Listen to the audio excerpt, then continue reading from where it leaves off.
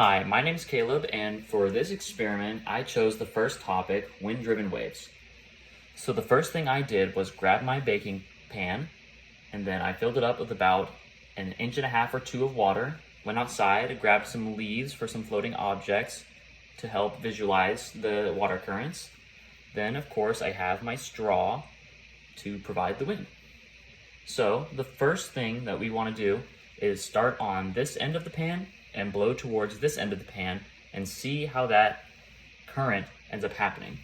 So let's do it just very fast for a little demonstration.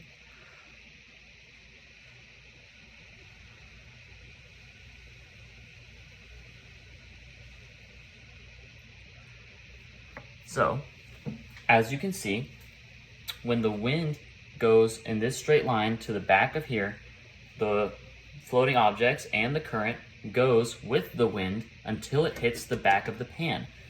After it hits the back of the pan, it then pivots off to the sides of the pan and all the way down back to where the wind starts. So let's keep that in mind for a second while we go to the side of the pan. But another thing I want to look at while we're going to the side of the pan is the shape and the size of some of the waves here.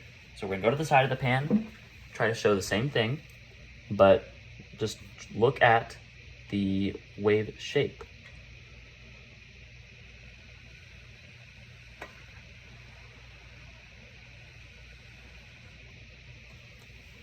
All right, as you can see, it went this way, then the leaves also went around and back to the origin.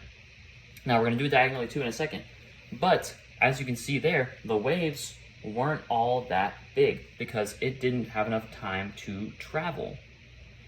Now, I want you to focus on that as well as we do the diagonal blowing, because you're gonna notice that with more time, the water's waves will grow larger and more noticeable.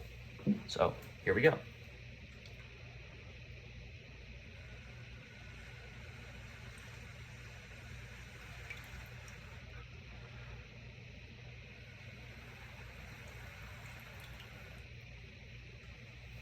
All right, so as you can see, it was still rippling even when I got up.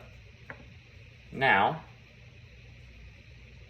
one more thing that I would like to do before this video ends is see what would happen if 2 waves crash into each other. Now, this would be convenient if I had someone else with a straw. However, I do not. So I made this straw contraption, and I'm going to blow into both ends, and we're gonna see what happens whenever 2 waves meet in the middle. So let's try it.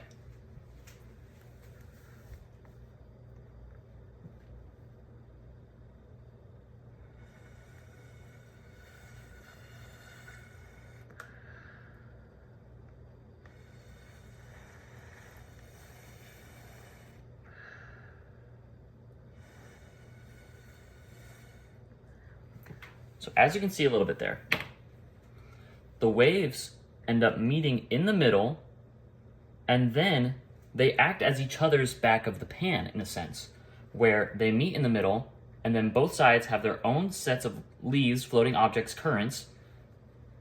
They meet, and then they go back to the side of the pan, and they return to their respective sides.